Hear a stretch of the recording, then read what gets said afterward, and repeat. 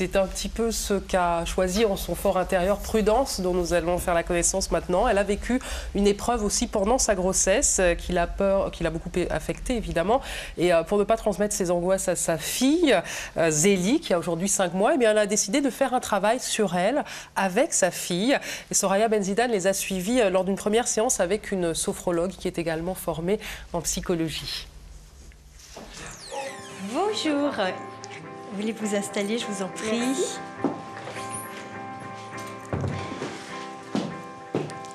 Je voulais savoir aujourd'hui ce qui vous a mené à nous rencontrer et m'expliquer un petit peu ce qui se passait avec Zélie.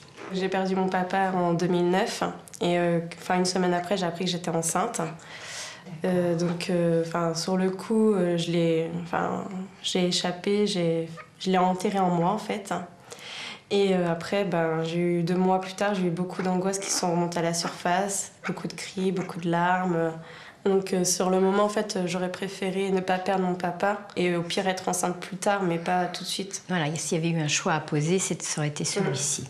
D'accord. Je la sentais très très peu bouger. J'avais l'impression en fait de ne pas avoir de bébé en moi en fait.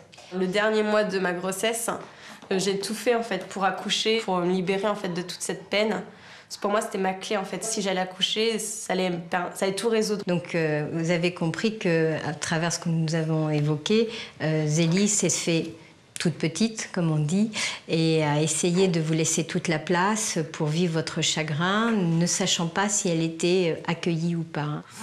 Et aujourd'hui, en venant me rencontrer, vous avez une attente particulière? Déjà pour enlever toutes les angoisses que je peux avoir, en fait. J'ai peur qu'elle grandisse en étant triste. C'est un bébé qui pleure jamais. Donc ça, c'est ce que vous avez observé. Hein. Et je vais donc dire à Zélie tout ce qui vous est arrivé, tout ce que vous avez ressenti et l'autorisation aujourd'hui de pouvoir être bien avec vous. D'accord. Zélie, bonjour Zélie. Coucou. Tu vois, Zélie, maman, elle était en train de me parler, elle était en train de me raconter comment tu es arrivée au monde.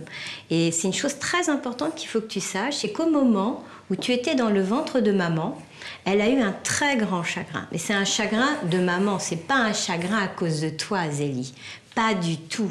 Tu sais que maman, elle a dit, elle t'aime très fort. Oui, tu as bien compris, elle t'aime très fort. Peut-être que toi aussi, tu as eu de la colère à l'intérieur de toi. Tu as senti la colère et la tristesse de maman. Mais c'est pas la tienne, Zélie. Ça, c'était parce que son papa lui manquait. Hein? Voilà. Toi, tu as ton papa, tu as ta maman. Vous voyez votre enfant qui est si calme d'habitude. Elle a envie de s'exprimer à son tour aujourd'hui. Elle a très bien saisi tout ce qui se disait. Donc tu vois Zélie, tu as le droit de dire les choses. Ça ne mettra pas maman en colère, tu vois. Tu as le droit de l'exprimer. Hein. Oui, voilà. Tu peux sortir ton chagrin à toi. Voilà, c'est très bien. Hein. Vous voyez, elle réagit. Cette petite fille qui dit rien d'habitude, elle est là et elle vous dit qu'elle a bien entendu, elle peut exprimer également tout ce qu'elle a à vous raconter. Quand vous voyez votre petite fille comme ça, qu'est-ce que vous ressentez là? Ça vous a fait quoi? Ça me fait, ça me fait du mal en fait. Ça vous fait du mal et pourtant elle est en train de vous dire « je t'ai entendu maman ». Voilà. Et ça c'est quand même un joli cadeau qu'elle vous fait. Je me dis que en fait elle m'en veut pas. Elle vous en a jamais voulu. Et moi, je pensais que d'un côté, elle m'en voudrait sûrement. Voilà. Ça va mieux, Zélie? Ah oui, voilà. En train de vous montrer toute la joie. Autre étape de la séance. C'est maintenant Prudence qui parle pour la première fois à sa fille de l'épreuve subie pendant sa grossesse et de ce qu'elle a ressenti à l'époque. Alors, maman voulait te dire que quand tu étais dans mon ventre, maman, elle était très, très triste. Mais ça, c'est pas de ta faute. Et maman t'autorise à grandir, à rigoler, à avoir des câlins, des bisous, à être moins discrète. D'accord? Ce n'est pas de ta faute. D'accord, mon petit bébé? Tu sais, je t'aime très fort. Hein?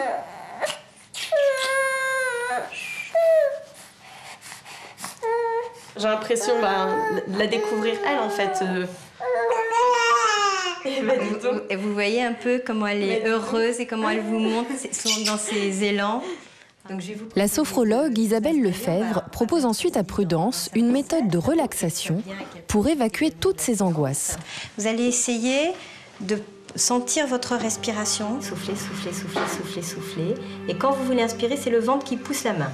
Très bien. À travers cette respiration, celle que nous venons de faire, est-ce que vous avez ressenti quelque chose de particulier? Oui, j'ai l'impression d'avoir un point de douleur. Enfin, je pense que c'est ça qui m'empêche de respirer normalement, en fait. D'accord, très bien. Vous êtes en respiration dite inversée. Ce sont vos angoisses et tout ce qui se présente à vous de parfois difficile qui vous a mis dans cet état de respiration dite inversée. Donc là, on va retrouver cette respiration qui va redonner la plénitude. Et là, vous allez, en soufflant, expulser, en soufflant par la bouche, expulser tout ce qui vous dérange. Vous inspirez.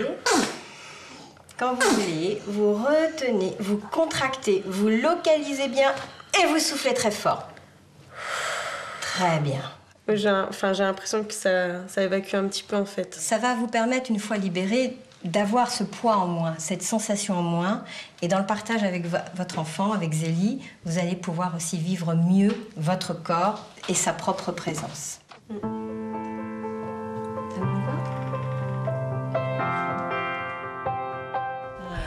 Je crois que Prudence et Zélie ont cheminé à l'issue de cette séance. Ouais. Des mots MOTS sur les mots MAUX. C'est Myriam Seja qui dit ça si bien. Mais très bien l'idée de la respiration, évidemment parler à l'enfant. Mais moi, j'avoue, été un peu surpris par l'interprétation des pleurs. Est-ce que c'est parce qu'on explique à un enfant que sa maman a connu un deuil pendant le ventre que l'enfant se met forcément à pleurer? Enfin voilà, c'est difficile de lire les pleurs d'un enfant, on le sait tous en tant que parents. Et là, il m'a semblé qu'on sortait un tout petit peu du cadre, non? Elle pleurait pas, elle exprimait une sorte de colère. Pardon, normalement, elle pleurait pas normalement. Alors, Sylvain Missonnier, oui, elle pleurait pas en fait. Moi, j'étais quand même surprenant parce qu'elle pleurait quasiment pas en fait.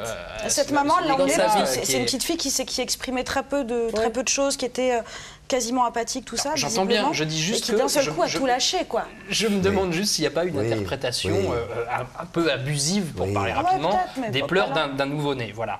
C'est ça. J'aurais aimé poser la question à Sylvain Missonnier qui est spécialiste. Oui, mais vous êtes drôlement futé, c'est formidable ce que vous dites. Mais si, non mais, c'est-à-dire que moi, de ce que je viens de voir, il y a, on va dire, 90% que j'acquiesce de toutes mes forces, parce qu'effectivement, nous sommes des êtres de langage et qu'il faut se parler entre nous, il faut parler à un bébé et pourquoi pas un enfant du dedans, c'est très important. Mais c'est vrai que le côté Graal magique qui va fonctionner et tout résoudre, ça ne va pas. Et par exemple, il y a une phrase, moi, qui me prend à contre-pied dans le propos de cette thérapeute, c'est on va vous enlever toutes les angoisses. Non. Moi, je pense qu'un être bien dans ses baskets névrotico-normales, il en a des angoisses. Il en faut. Et c'est comme le sel dans la cuisine. Le problème de l'angoisse, c'est qu'il n'y en ait pas trop. Mais l'équilibre, c'est comme le sel dans la cuisine, c'est juste ce qu'il faut comme angoisse. Et donc là, il y a un petit côté un peu démesuré dans le fait, je vais vous lessiver de vos angoisses une bonne fois pour toutes. Ouais. Et donc, ce que vous dites c'était là, une manière de parler, de la compagnie. Non, mais vous avez raison. Là, vous jouez vraiment sur la précision des mots. Voilà. Non, mais il me semble, ça fait sûrement du bien. Il me semble qu'effectivement, grâce à vous, on n'est pas au pays de oui, mais je pense que ce n'était pas tant ça. Mais somme toute, finalement, ce qui est important, c'est ce que ça recrée entre la mère et son enfant. Voilà. Donc après, ça remet des mots sur tout ça. Elle choisira, la mère choisira ce qu'elle a envie de prendre. Et il semble qu'il y ait quand même eu, en tout cas, quelque chose qui s'est passé chez cette femme. Donc après, je suis pas sûre qu'il y avait une telle prise de pouvoir. Et maintenant, quand vous faites évacuer des angoisses comme ça à des gens, mais bon, on a bien retenu, vous avez raison, ne soyons pas des bisounours. Pays de oui-oui. C'est ça. Ni de choupi.